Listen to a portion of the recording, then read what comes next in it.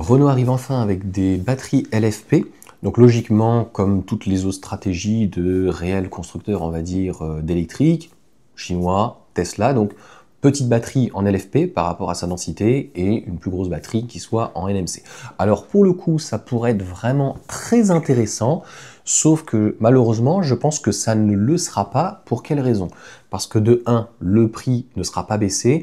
Je te mettrai l'article si je le retrouve, mais il y en a qui pensent que la R5 pourra être aux alentours des 20 000 €, ce qui sera finalement totalement faux, ce qui va permettre peut-être d'avoir un access et de supprimer la future R5 à 25 000 € sans le CCS. Donc ça permettra très certainement de réintégrer le CCS. D'ailleurs, on pourra se poser la question, est-ce que le CCS est utile, donc la charge rapide, dans la mesure où les batteries entre guillemets NMC sont aux alentours de 80 kW en pic, et donc il faut s'attendre très certainement à des batteries LFP qui ne sont absolument pas bien gérées par Renault. D'ailleurs, certains constructeurs chinois sur ce type de batterie petite, on tourne aux alentours des 40 kW.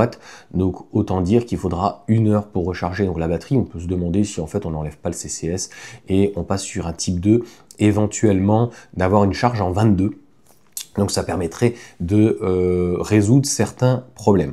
Donc encore une fois, des batteries LFP, oui, mais il faut savoir donc ce qu'on en fait. Si c'est trop cher et que la densité, ou en tout cas que la charge est absolument trop faible, j'en vois pas l'intérêt, puisqu'en fait c'est extrêmement limité.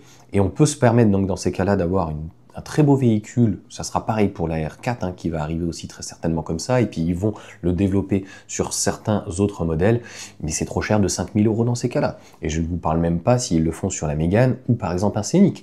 Faire une batterie de 60 kWh sur une LFP, pas de souci. Donc logiquement, ça sera avec LG, ils retournent donc avec LG, et s'ils ne sont pas capables, alors on ne sait pas si c'est des poches prismatiques ou autre ou quoi que ce soit, mais s'ils ne savent pas gérer la gestion de la charge, bien concrètement, on va avoir des temps de charge qui sont ignobles, enfin qui ne sont pas dignes en tout cas des temps actuels.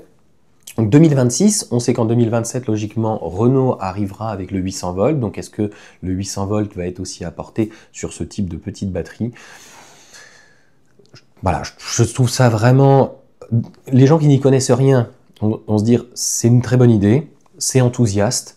De l'autre côté, je me dis ça arrive tard et encore une fois, technologiquement parlant, c'est en retard. Et pour des prix qui sont trop chers. Donc voilà, il y a déjà la IC3 qui propose, on est à 44 kWh. Je crois que la charge n'est pas démentielle. Sans bonus, encore une fois, 23 000, c'est absolument trop cher. Il faut comprendre que on a l'équivalence de la C3, donc IC3, c'est 13 000 ou 15 000, bref, il y a près de 10 000 € d'écart. Donc le tout électrique, oui, mais il y a un raisonnement économique. Donc si tu fais 1 000 € d'économie avec une électrique, ça te fait un amortissement sur 10 ans. C'est absolument beaucoup trop long. Voilà pour cette petite vidéo. Il y a encore du boulot. Et puis on se retrouve sur d'autres vidéos. N'hésitez pas donc à mettre un petit pouce, un petit commentaire, me dire ce que vous en pensez. Mais j'ai bien peur que voilà, au niveau de la fiche technique, en 2026, il n'y ait rien de transcendant malheureusement.